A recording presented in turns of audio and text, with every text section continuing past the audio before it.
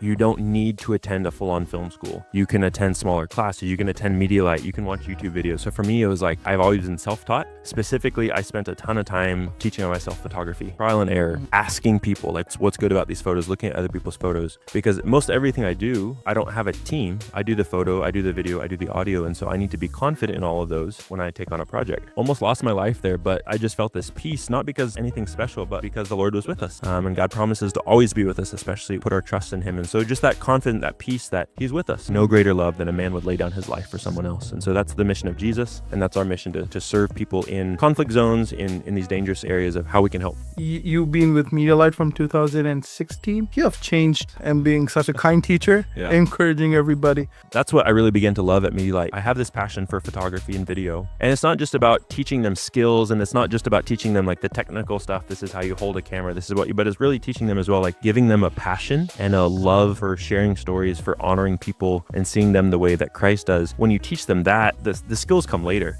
And so it's such a joy for me to get to go in and help equip them with those skills that when they go back home to wherever they're from, that they can use their skills in photo and video to share stories.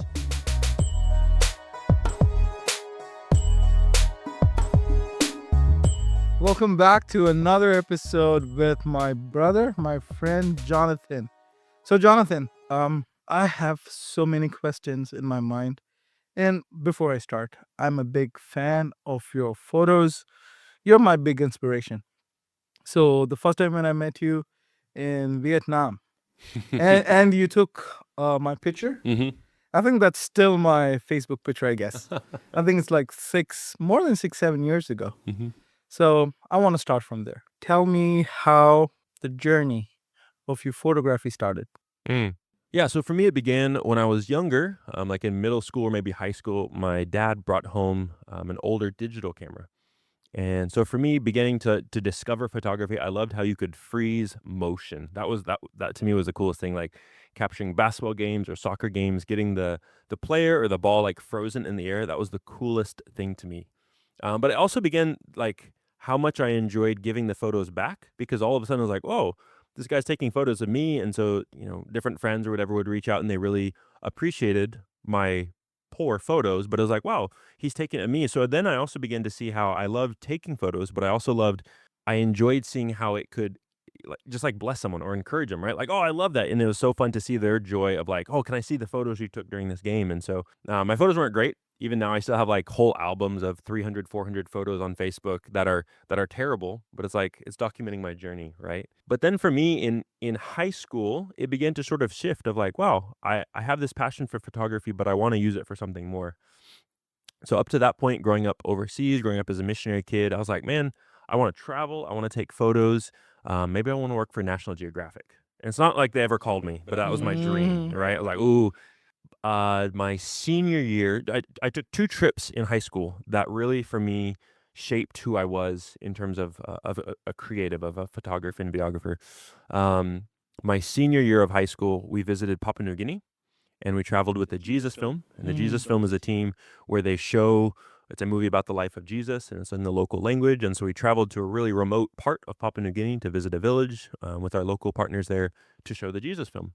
And I got to go along as well to sort of document or capture stories about the equipment being used, but also most importantly about this story about people seeing or hearing about Jesus. And for that, it really clicked. There's a photo. It's one of my favorites I've ever taken, and it's the crowd, it's the audience watching the story of Jesus for the first time.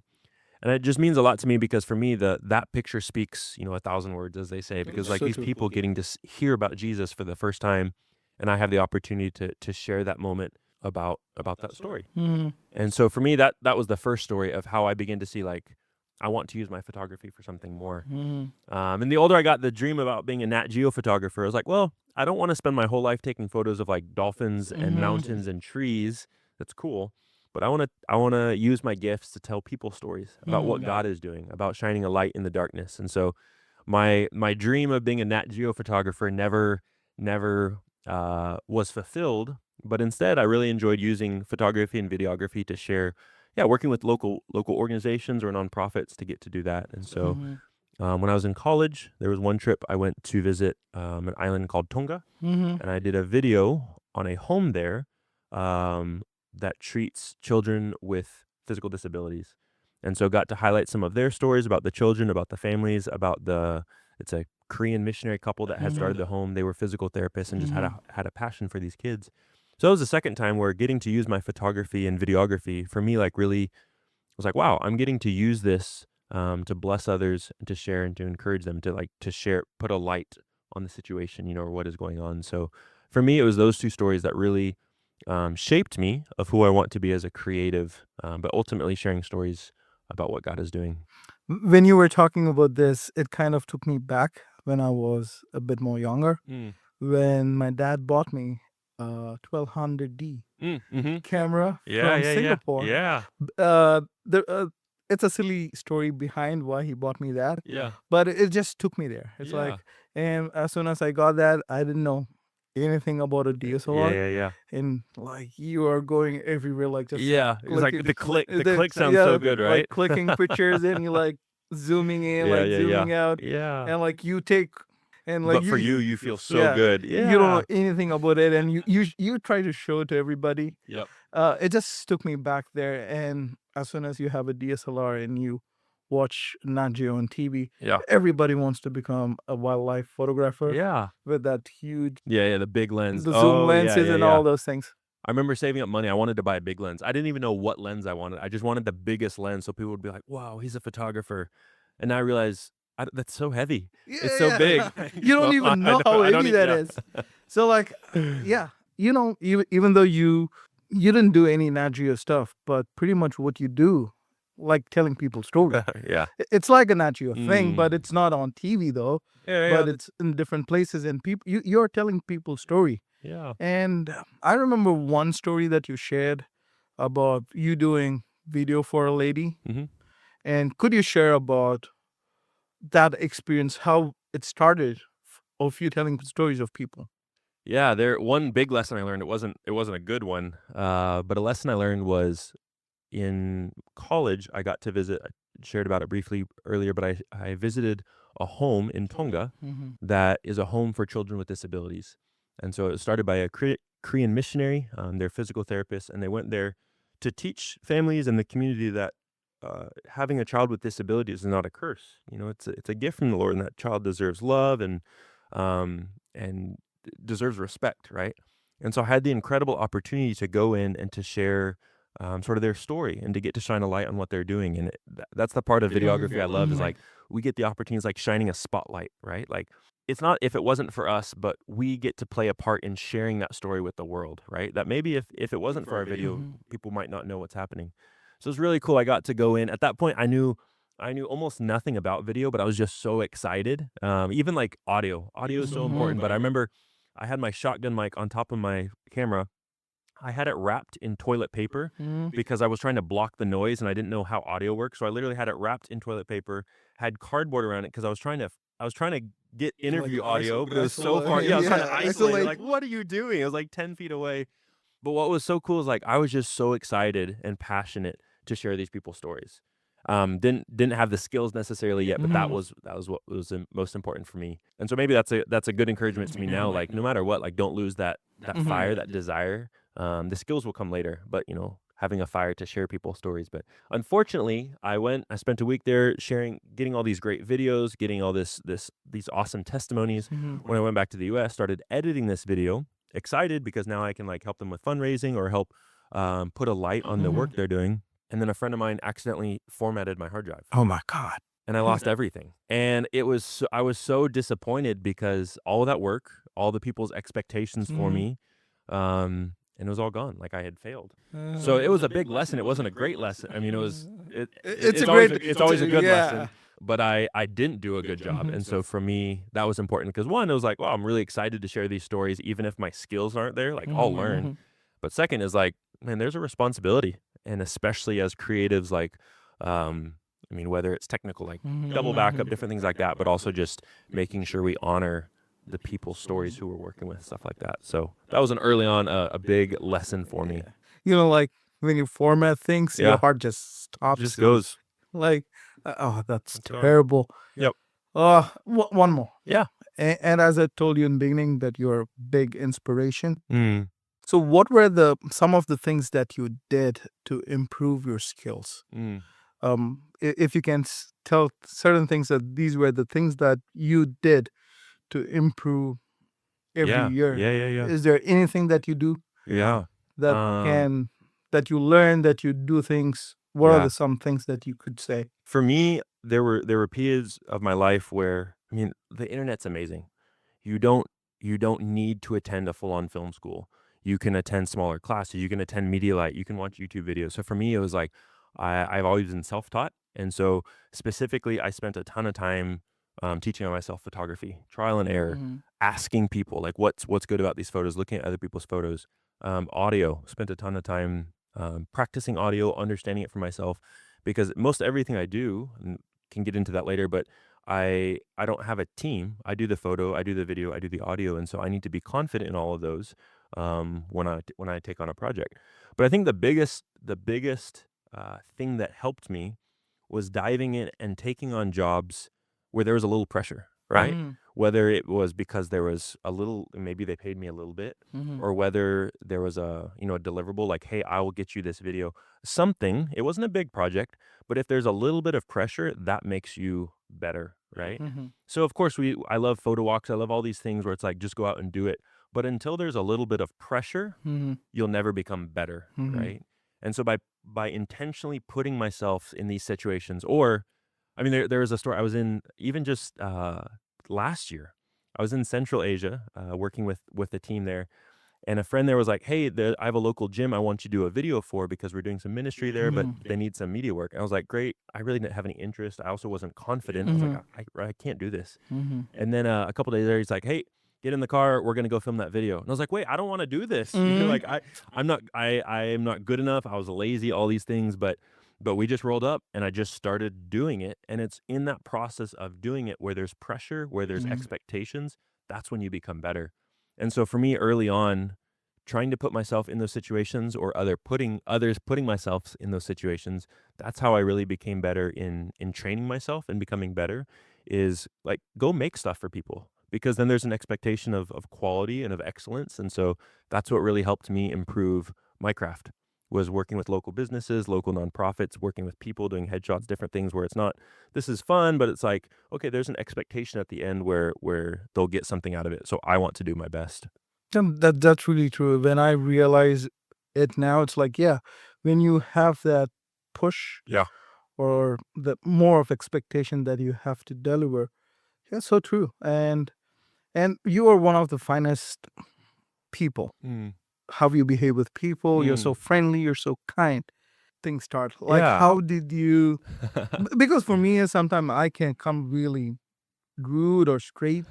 It's like I really have a hard time being kind. Yeah. Even with like volleyball and Yeah, frisbee, you're always like cheering people, being kind. oh, Like, yeah. where did it start from? Mm. So early on, I think something that has always been pressed on me is that every single person is created in the image of God and deserves respect, deserves dignity. And so for me in my photography and my videography, I love getting to share that with people through respect. Whether it's photography, I try to always, if I'm taking portraits of people, Mm, I try to always print off those portraits to give back, just as a way to say like, you matter, you're significant, your story matters because you are created in the image of God. My buddy Johnny Moore introduced me. He carries around a little printer. And so I got the same printer. And so now I brought it to the Middle East. I do it in Myanmar, and other places as well, where I take portraits and I give them back, because like mhm, this is important because you matter and you're created in the image of God. And so whether it's photography or videography, one of the most powerful quotes I heard, especially as a videographer, is that we are stewards of story. Like there's a responsibility there, for right? true. So whenever I sit down with someone to interview them or hear their story, they are the most important person. And especially as a follower of Jesus, I think that they deserve respect and love.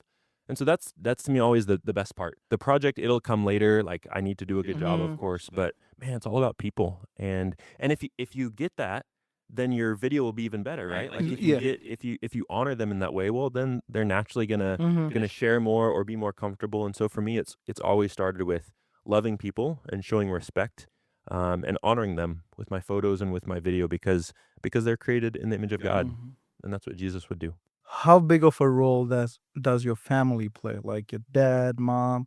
sister, your Mm. wife. I want to know about them Yeah. because I'm pretty sure they're a big part of your Yeah. life in ministry, in doing all these things. Yeah. I grew up as a missionary kid. I was born in the Philippines and then grew up in Singapore. So my whole life I've been the minority, like a cross-cultural idea, like I'm a little white kid in the Philippines and then in Singapore. But through that, growing up in like a cross-cultural environment, that I think that's where it really developed, where I developed like this heart for other people of other cultures. Like there's always so much to learn. My parents, especially. My dad's a pastor. He has a house church in Singapore. My mom, super supportive.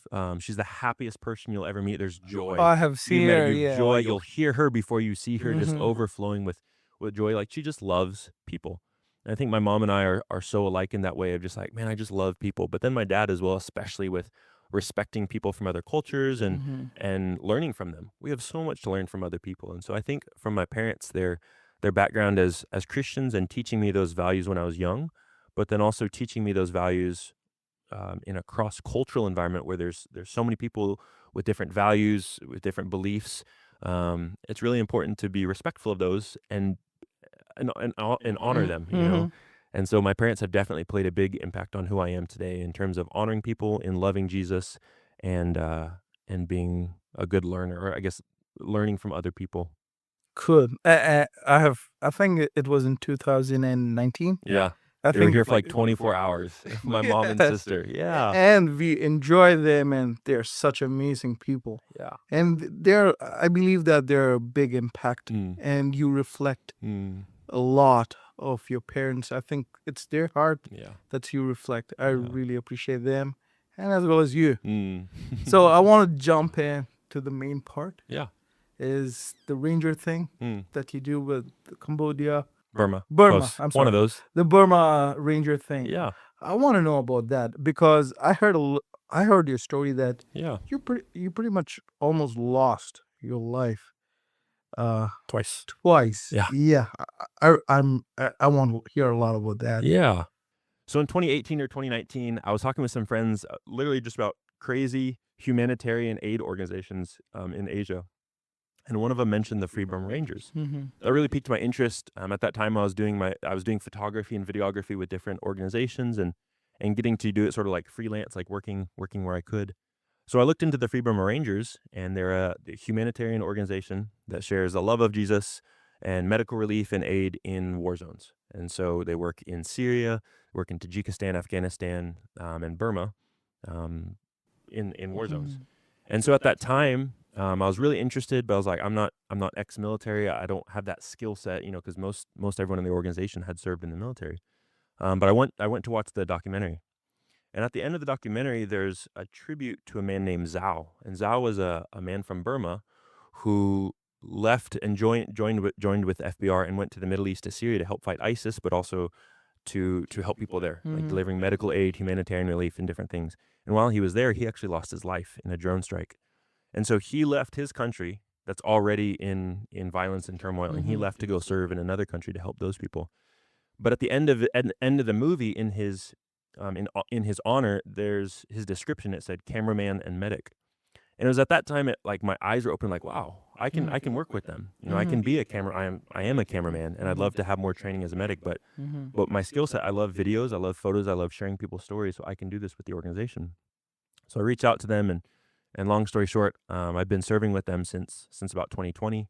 Now I've taken on the job of their social media. I'm the head of social Hmm. media and their public relations, really pushing, doing campaigns for justice and different Hmm. things, really pushing stuff with the UN, human rights stuff. But yeah, my passion there has been sharing videos and photos of what God is doing in those dark places.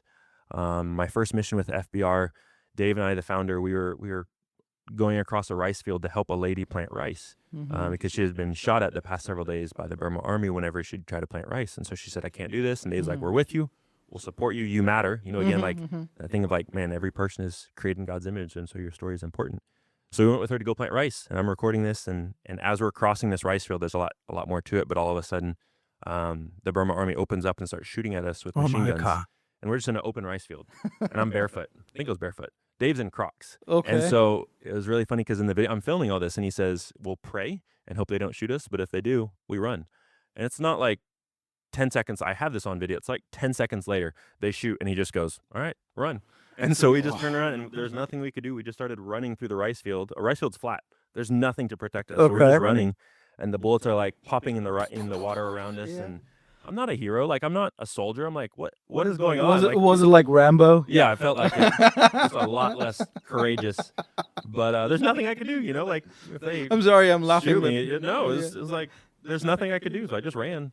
Rambo probably would have done something different, but yeah, almost lost my life there. But it really was. I just felt this peace, not because anything special, but because the Lord was with us, and God promises to always be with us, especially when we put our trust in Him. And so just that confidence, that peace that He's with us. That doesn't mean the situation will always be okay. Like, we might still get hurt, something might happen, but He is with us, and because Christ is with us, we have peace. We can have peace in the storm, And so that was one of the. I mean, that was my first trip with FBI. I was like, okay, this is it. This is what this will be about. But just the whole mission of the organization comes from John 15:13, like no greater love than a man would lay down his life for someone else. And so that's the mission of Jesus, and that's our mission to serve people in conflict zones, in these dangerous areas of how we can help, to love them like Jesus, to share the hope of Jesus, and to bring medical relief or humanitarian aid, different things. So yeah, my job with the team is to document it, photos, videos, sharing different stories, but really to cast a light on it. The Bible talks about the light shines in the darkness, and the darkness cannot overcome it. And so when I work with them, when I'm there filming and sharing stories, like, that's what I see every day. That despite the hardships, despite the difficulty, despite all the terrible things going on, the darkness cannot overcome the light, because Christ is there. And so that's the joy of getting to use my photography, my videography, for a greater purpose. That maybe back to that Nat Geo thing. Like, I'm so glad I'm not with Nat Geo. They never called me. Yeah. If they're watching this, they missed you. yeah, they missed. But yeah, the joy, like, getting to use my gifts for a greater purpose, to share stories. So Yeah, you made it so beautiful, because I keep thinking about like follow-up questions, but you just made it so beautiful, like with the Bible verse. And like, I don't want to ask like what's the heart. I don't want to, because you just shared. It's like you're ready to like lay your life yeah, for person to Yeah. accept Jesus. Yeah. That's such a big deal. So I wanted to go back, okay, a little bit back, and I wanted to know the story. I know I've heard it. Yeah. So it's something like super interesting story that you were hospitalized Oh, for the training okay. to be in this. Yeah. And I want to even know about the hospital thing where you were lying down. It's like, I want to know the whole thing. Don't miss anything. All right. So to join the organization, it's obviously a very difficult.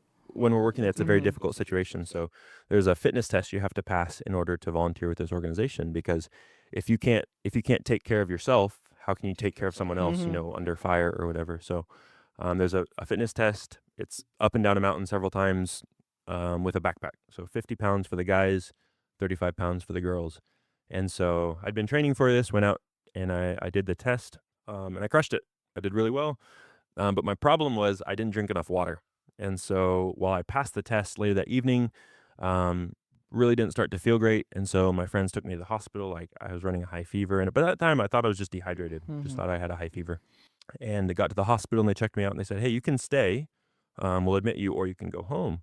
But just so happened, I don't like spending money, but just so happened they were running like a promo. It's like a hotel. They were running a promo on their hospital room. Like, if you stay, it's like half price. And I was like, man, it's like, this is nice. You feel like I'm going to treat myself to a hotel stay or to a hospital stay. So I decided to stay, and that probably saved my life, because in the middle of the night, I began to develop seizures, because the whole thing was I had rhabdomyolysis, which is like where your muscles release a toxin into your blood, and your kidneys process that blood, and so it goes to your kidneys. And so, if you're at the hospital, there's a button to call the nurse or whatever. Well, I was shaking so hard, I couldn't even, I wasn't in control of my body to push that button. But eventually they came in, rushed me to the ER. I blacked out for several hours, and I spent 5 hours in the emergency room. And the doctors asked if I wanted to call my parents if I wasn't going to make it. They asked for my passport to like inform the U.S. Embassy that one of their nationals had passed away. Like, it wasn't good. And so I'm just laying there in the emergency room. I wasn't in pain, so it really was confusing. Like, is this is this the way I'm gonna go? Like all of my hopes and my dreams, and it comes down to like I didn't drink enough water. But I'm laying there and I'm watching my heart rate on the monitor, right? I'm not in pain, but I'm just like beep beep and watching it. Well, it's super fast because I was stressed. But I was like, am I gonna will I die first while that's still going, or will that stop and then I have a few more seconds? It was weird. But that's an interesting question, right? Yeah, I hope you never have to ask that, Frankie. I was like, how does death work, And I was just disappointed. Like at that time, I was so excited for what was ahead and different things at that time. I was interested in my now wife Tabitha, my parents, all these different things. And I was like, man, I have so much more to live for. But I really do trust the Lord, and I think I had 5 hours there, so I had lots of time to think about that for myself. But I just had to trust Him. It didn't make sense, but I just had to trust Him, Lord, if that you work all things together for your glory. And if I pass now, I trust that you will work it for your glory. If you save me and I'm able to walk out of here, then man, a lot's going to change. That I have so much to live for, and I'm so grateful for that. But it was a weird time because I'm literally laying there. The doctors are rushing around doing stuff. I'm watching my heart rate. I was just like, is this how I die? But thankfully, I didn't, You and the didn't Lord think. saved me. So I'm here. Praise God. Praise God. Amen.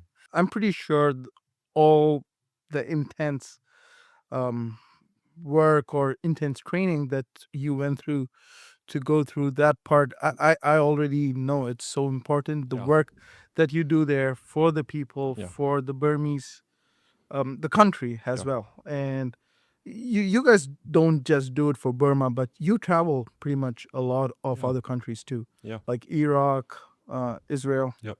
And Mm. can you just share one or two experience that you have seen there Mm. that makes you, yes, I don't want to stop Yeah. doing this at all? Yeah. Man, already we were in Syria my last trip with FBR. We got to visit Deir ez-Zor, which was the last sort of holdout of ISIS back in 2017 or 2018.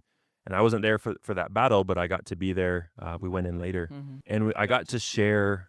I met this woman who had been held as a slave by ISIS. She had been held as a slave, a child bride. Had been at one point they had burned her with acid. They had abused her, and so terrible, terrible damage to her face. But she had eventually been able to get plastic surgery and different things. But I got to sit down and share her testimony, her interview, because her story of perseverance and hope was incredible. Against the darkest, most terrible evil like ISIS, being held by them, being abused, and all these things. But the hope that she now has, wanting to go on to study in the U.S., to be a teacher, that hope, like that resilience, was just incredible because um, of her spirit, And so, being the person across the camera and getting to share that story is such a privilege and so encouraging. Other stories about I work with anti-trafficking home in Laos, and I've had the opportunity several times to visit and to share some of the testimonies of the survivors there. And many of those precious women have gone on to be followers of Jesus, given their life to the Lord, and have forgiven their abusers. And that as well is just the most incredible privilege to be able to sit across from them. Like despite all the crazy stuff, like you've gone here, this has happened to you, like The all shooting the almost travel, yeah, all of dying. that. Like, okay, it's crazy and everything, but it's so powerful to see how to see the power of Jesus in people's lives. Like for me, that's the most incredible thing, where these women have been abused and treated so terribly, but yet they've forgiven their enemy, and they now have a hope and a future to do other greater things and to go back and encourage and teach other girls. And so just opportunities like that where I get to sit across from someone and hear their story, hear their testimony, or what God has done in their life, that to me is the greatest privilege, because it impacts me. But then I also get to help share that story with the world. It's not giving a voice to the voiceless, but it's giving a platform and sharing their story. And so that to me is like the greatest and most incredible privilege of getting to hear and share these powerful stories. I just feel how satisfying you are Yeah. doing this. I think it's so much better than you not being there in Nat Geo. Not you. Yeah. And I can just see it in your face, like Yeah. the story, Yeah. the satisfaction in your heart. Yeah. It's like reflecting. Yeah. So you just touched a little bit about your now wife, Tabitha. Yeah.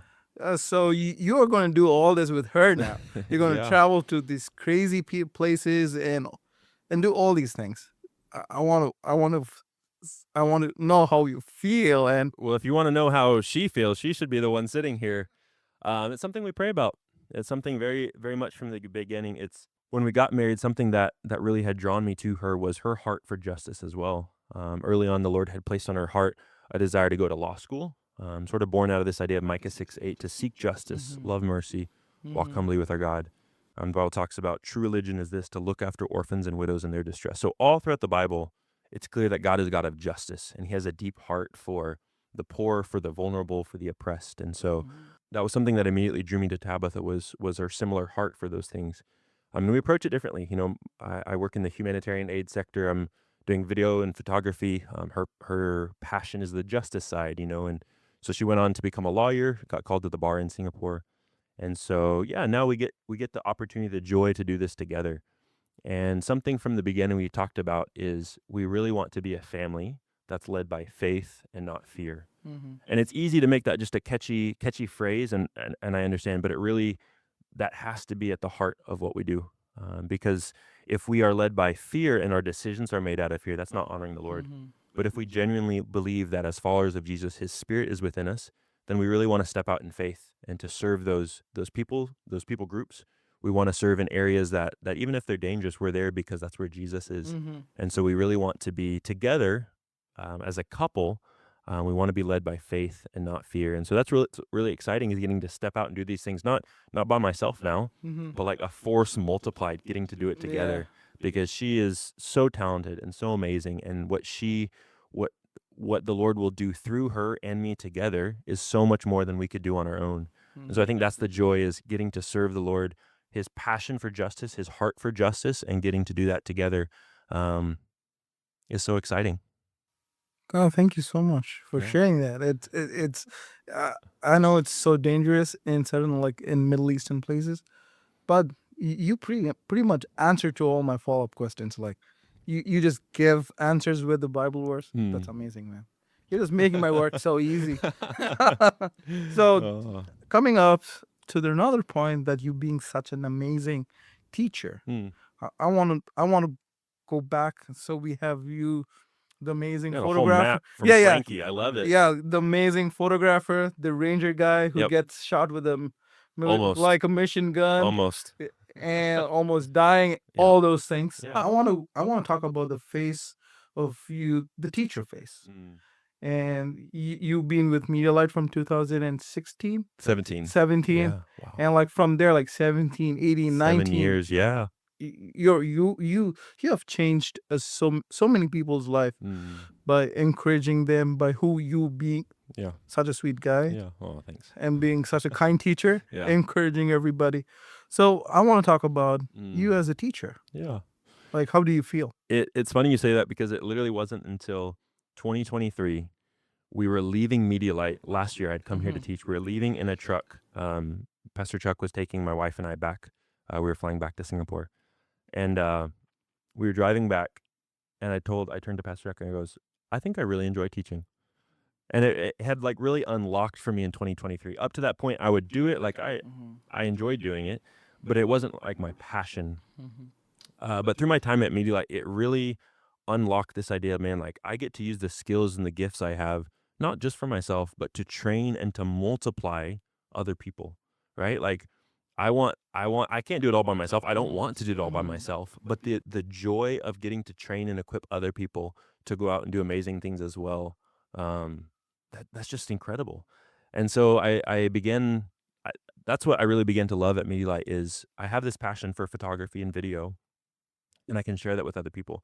And it's not just about teaching them skills, and it's not just about teaching them like the technical stuff. This is how you hold a camera. This is but it's really teaching them as well, like giving them a passion and a love for other people, for sharing stories, for honoring people and seeing them the way that Christ does.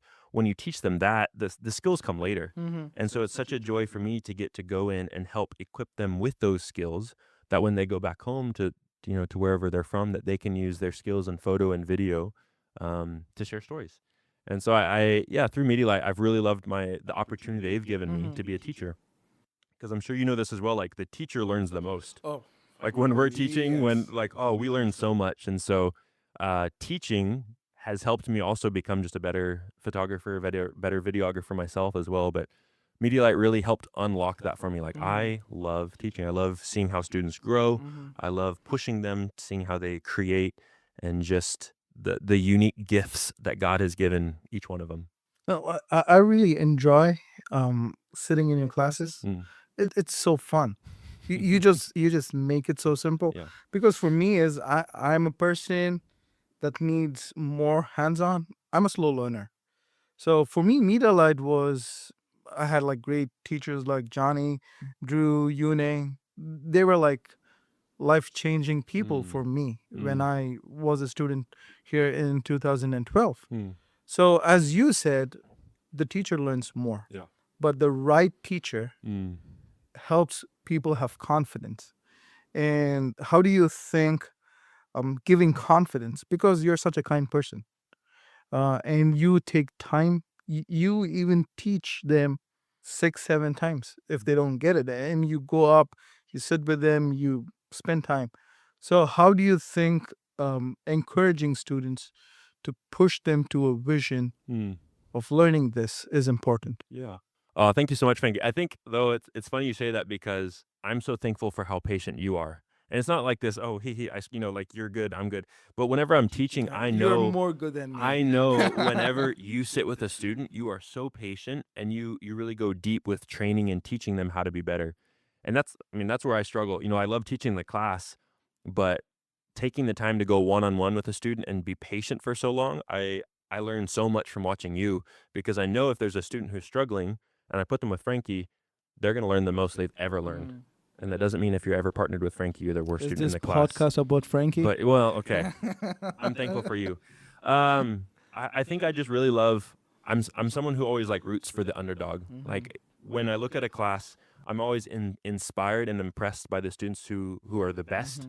But I also look at the students who are there for the first time, who don't know anything, and I'm like, let's teach you a little bit, right? Like let's get you just creating and editing your first video. Like that's so exciting to me.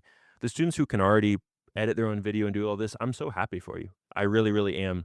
But my heart is in teaching those students who don't know much at all and really bringing them from knowing very little to making their first video, to sharing their first testimony or their first documentary or something like that. That's where I'm excited, is to help raise their level, right? Because I also think that's the mark of a good leader, is you're not always going after like the top and the best, but how do you raise the bar for everyone? And so that's my goal with the class, because anytime you walk into a class, there's students from all sorts of different backgrounds. Some are great, some aren't so great, some want to be there. Well, all of them want to be there. Yeah. But me as a teacher, I want to do my best to raise the bar for everyone. And if you already know a lot, well, then I'll try to teach you more. If you don't know a lot, I'm going to teach you as much as I can, and really make the most of your time here at Medialight. So I think that's what brings me the most joy teaching, is seeing students learn and challenge themselves and accomplish things they haven't been able to do before. And I really feel like Medialight is really lucky to Mm. have teachers and people like you Mm. who really have a heart to serve, love, encourage, and give love on people. I think that's why we are so amazing, and we are able to change so many lives Mm. with people. I'm a big example. My life was changed here, Mm. and for who I am is Yeah. because of teachers like you, Mm. who was willing to take time. Yeah. Like my teacher Johnny and all those people, I can always reach out to them Yeah. any point, just a WhatsApp message away. So yeah, I'm really fortunate for people like that, and we are so lucky to have you Mm.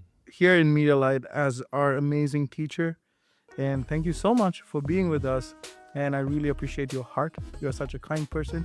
I just don't want to say it for the camera, but really, you are such So a while kind. we're rolling, You're such a kind person. Aw, thank And you, here Frankie. you go, guys.